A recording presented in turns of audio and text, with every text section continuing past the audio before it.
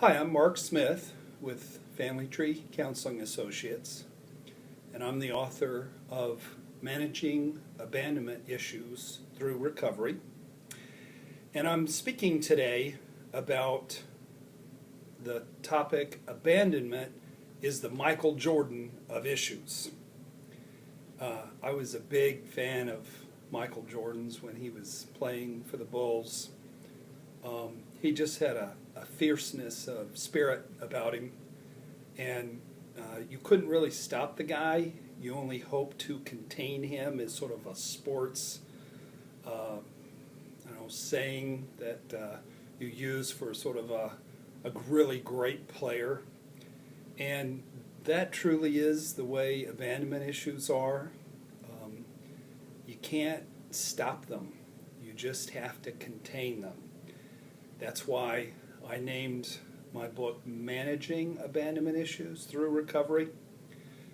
Abandonment issues, it's not like cancer where you can be diagnosed, cut the cancer out, take a little chemotherapy, and then you're good, you're cured. There is no cure for abandonment issues. It's more like diabetes. It's a condition that you'll have for the rest of your life, that you have to take care of yourself well. You have to set boundaries, go to therapy, understand your abandonment issues, and do your part in the process of staying healthy, because if you don't, then your abandonment issues can take you to really bad places.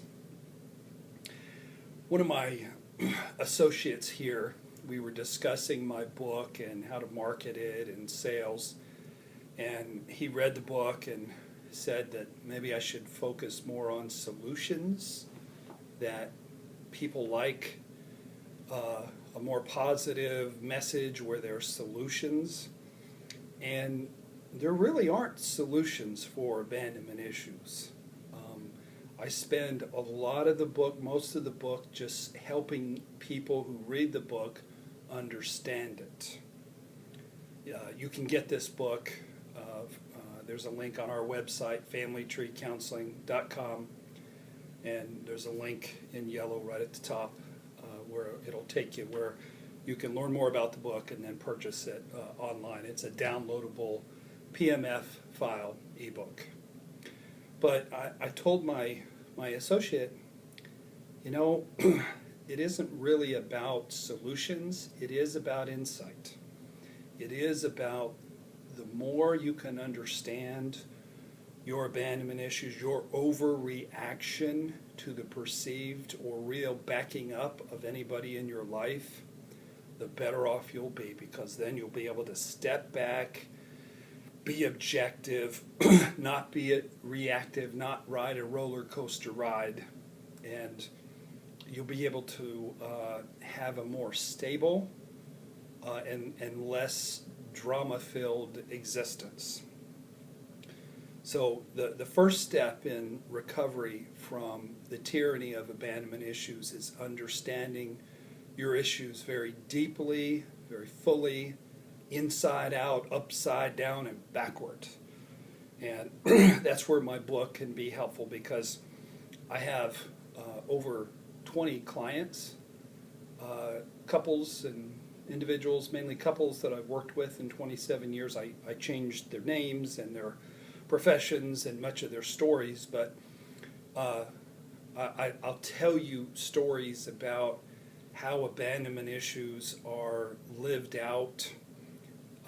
One comes to mind right now. I have a couple where the fellow had really severe abandonment issues, and they were actually on their honeymoon. They were 45-ish type couple on their second marriages, and they went to their honeymoon to a beautiful resort, but it was also very busy, and the gal was a little claustrophobic in crowds, and so she would be a little jumpy, and she wasn't real warm and fuzzy and romantic and hand-holding in large crowds. And that wasn't about him. It wasn't a rejection of him. It was simply a little bit of claustrophobia on her part. But his abandonment issues took it as a rejection, took it as, I see all these other couples and they're holding hands, so why are you rejecting me? So there was so much intensity and conflict that this newly married woman got on a plane and came home from her honeymoon early. And they're now, unfortunately, divorced because some people, when they have abandonment issues, they just aren't very teachable in the long run. We met once a week. I met once a week with this couple, and I broke it down for them every week on the whiteboard, like a coach writing on a whiteboard about a football play. And every week it was the same thing. You have abandonment issues. This is how they came up this week. This is how they showed themselves this week. This thing over here, that's an abandonment issue. So he just wasn't able to get it. And I would say of all the people that come to see me, probably a good 25% I can't help because they're too little on the inside. They're too primitive. Their abandonment issues come out during the sessions, and it's like talking with a drunk person. A therapist can't help somebody who's drunk. So 25%, I have them read another book on abandonment. I teach them everything I know on abandonment, but they just don't get better because they're not able to objectively step back and look at their own stuff. And it's sad because they end up blowing up marriages with people who are very bonded. I had another couple, I talk about them in the book. They were like two peas in a pod. They just loved to do the same things. The gal was more codependent, and she sort of emulated the older fellow. But they loved each other very deeply. And he became depressed and lost his job and sort of withdrew from the world and from the marriage for like a 5-year period. And she was attractive and she was very needy. And every day she got up and went to work with a bunch of men. Well, you can see where this is going. She did have an affair, but it wasn't an affair of any consequence. It wasn't about love. It was just about she felt abandoned and her neediness got the best of her. But this fellow trusted me implicitly. But when I started into my, there are no victims in marriage. There are no victims even in affairs. This is a gift, and it's an opportunity for you to work on yourself and your abandonment issues. He got up and walked around the room cursing and telling me just how angry he was at me for telling him that he might have some responsibility. He quit coming. He became abusive with her, and they got divorced. And it was very sad because people with abandonment issues, they bond very deeply with people they bond with their spouses. And they're willing to go through a lot more hell than most people are willing to go through. But when it ends for both people, it's just like ripping your heart out. It's like two people joined at the hip, and then you take a chainsaw and cut them apart or something. It's very, very tragic and sad when two primitive, needy people just can't work it out, and they have to separate because they're a bit lost without each other.